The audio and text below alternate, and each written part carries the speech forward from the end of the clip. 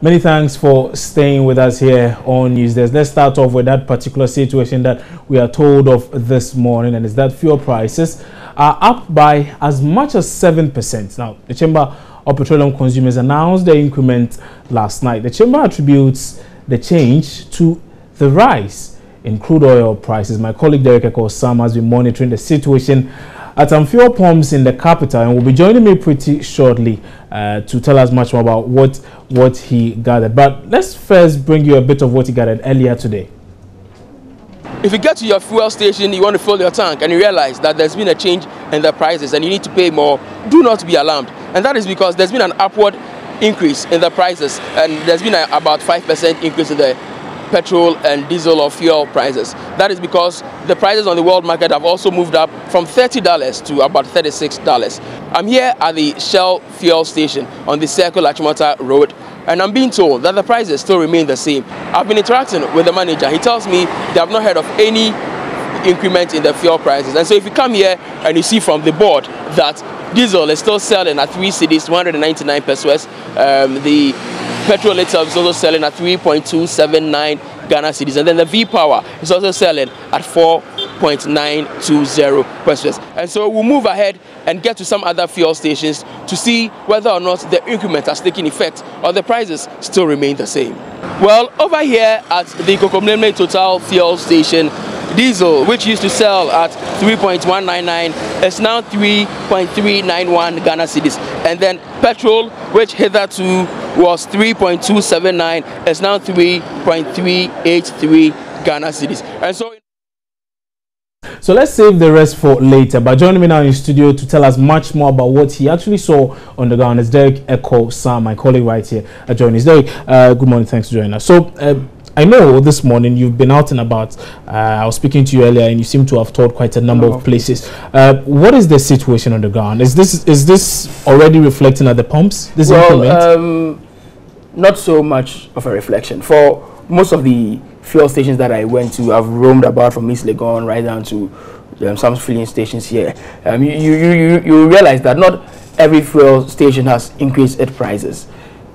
You can speak of Shell. Shell, for example, for the stations that I went to, they tell me they have not heard of any fuel increment. And so for them, as of 9 a.m., their prices were still the same. They were still selling super at 3.299, whilst for other stations, they had increased them. For Total, I must say, they said the moment they heard the news, they changed their prices. And so for Total, it's now selling more than it used to be. Initially, diesel was 3.199. It's now selling for about 3 cedis, 40 pesos. And then super that was selling at 3 Ghana cedis, 30 pesos, also now selling at 3 Ghana cedis, 40 pesos. And so for these two fuel stations, these two companies, Shell, the prices remain the same, but for Total, the prices have changed. So those are just two of the many stations you visited. So for Shell, you're saying they have not increased their prices, but for Total, this reflection has already taken place. The recalibration has taken place at the pumps, and they're already charging this new prices. Exactly. What's the percentage for Total anyway? Well, it's just about 5%. Okay, it's just about 5% from the old price. And then one other thing I also realized was that I looked at these two fuel stations. I realized that Shell, as of 9 a.m., had more customers than Total, because Total had increased the prices. Shell, as of 9 a.m., had not increased the prices. But it's unclear whether or not people are fully aware of this development. So I can tell you now that we are trying to reach the Petroleum Consumers Association, the Chamber of Petroleum Consumers. We will be speaking to him. We'll be speaking to them pretty shortly. Dan Kanamwa is the chairman of the Petroleum Consumers Association. In fact, he is joining us now over the telephone lines, and I can now have that interview with him. Dan Kanamwa, good morning. Thanks for joining us here on Newsdesk. Good morning, and good morning to all your cherished viewers. Right. So we've been doing some checks this morning, and it appears just a few of these fuel pumps have really recalibrated their systems and are charging this new tariff you earlier hinted of, between 2 and 7%. That was what you told us earlier. Obviously, one would suggest that maybe it's because of the deregulation exercise. That's how come we are not seeing this reflect across board. Is that the sole reason? Let me be quick to add, it would definitely reflect, but as it is, some of the other OMCs actually do ambush pricing. They are currently waiting on Ball, who happens to be the market leader, to actually indicate how much they are actually adjusting upwards or whatever, so that, like I'm saying, others will quickly follow suit the moment gold prices are released. And as I speak to you, I know on Authority Gold are in a meeting, and pretty shortly they would also come out with their prices for this current window. So indeed, maybe Total has taken the lead, like you indicated. The others are likely to follow suit, and that draws us to the point we made yesterday, that we believe government still has a role to play in all of this, in ensuring that fuel prices do not plummet or skyrocket to a point that will inconvenience the Ghanaian public. So government may have to, as a matter of necessity and urgency, take a rethink of the amount of taxes on petroleum products, so that we can have some minimum stability in our prices here in Ghana, or else the world market fluctuations will continue to affect all of us in a rather negative way as and when prices go up. Right. The interesting development with this particular situation is that some are suggesting that your association, the Petroleum Consumers Association, you're just trying to cause an effect in the market, because you are quick to really announce that there's going to be this increment, when really the BDCs have not come out to tell us anything. This morning, some of my colleagues have been speaking to the bulk distributing companies. They've been speaking to persons like Senor Hossi, who claim that they are not aware of any such thing as an increase. So, first is, where from your information? In fact, it even makes it the more interesting. What we seek to do is to ensure that the consuming public get what they deserve rightfully as far as petroleum is concerned. We got wind of these increases that were imminent as of yesterday morning, and we put out there a release that actually set out all the BDC figures that had been released as of 2 p.m. yesterday. And indeed, true to what we had put out there, prices were going up. We put those figures out there also to inform consumers that in case you may need to fill your tank, please do so, because prices are going up. They are not coming down for this window. We would want to ensure that as many people as can fill their tanks do so, so as they could make whatever minimum savings they could of these purchases. So indeed, if the BDCs deny that they are not aware, the reflection is what you are seeing with Total. The reflection would also be across the other OMCs rather shortly. So as we speak, if anybody still indeed wants to fill their tank, I'm quite sure they are free to do so now. But my issue is why the BDCs will come out to deny this fact. Really, if it's going to go up, it's going to go up. So why come out and say, you know what, we do not know any such thing, we haven't planned any such increases?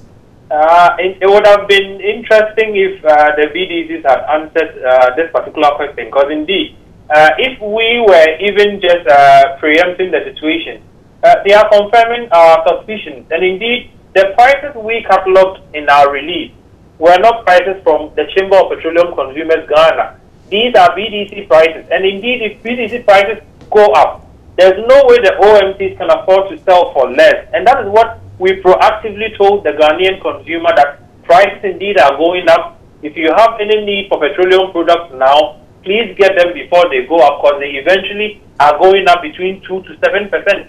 And that indeed, by close of day, I'm quite sure most of the OMCs would have reflected this. So as we speak now, please, anybody listening, anybody watching that needs petroleum products, I'm sure there are a few more minutes or hours to fill up before these new prices take effect, because they eventually will, and they are doing so. Okay, so for the ordinary consumer, I'm sure the ordinary consumer you and I represent, we are sitting on the outside, and all we are hit with is increases in petroleum products. We always have to pay a lot more for the same fuel we consume. And just over the past few weeks or so, I think about a week or two, we had fuel prices on the world markets going for $30 a barrel. Now is at $36 a barrel. From your perspective, does that is that a figure enough to warrant an increment of between 2 and 7%? Let me quickly add that we have entered a certain pricing regime called price liberalization or deregulation, which indicates that market forces would determine how much you and I pay for fuel at the pump. So indeed, if there's such a movement in the world market index, it is likely to reflect at the pump. But again, that brings us back to the question of the levels of taxes on petroleum in Ghana. As we speak today, averagely we are paying over 42% taxes on petroleum products. Can these taxes be dropped such that there will be some leeway for petroleum products to also drop in at the pump? If the taxes are not looked at effectively immediately, we may come back to this discussion again and again and again, because the world market price index is very volatile as we speak today. Last time when governments introduced new taxes, the argument was that they were losing revenue from our petroleum exports.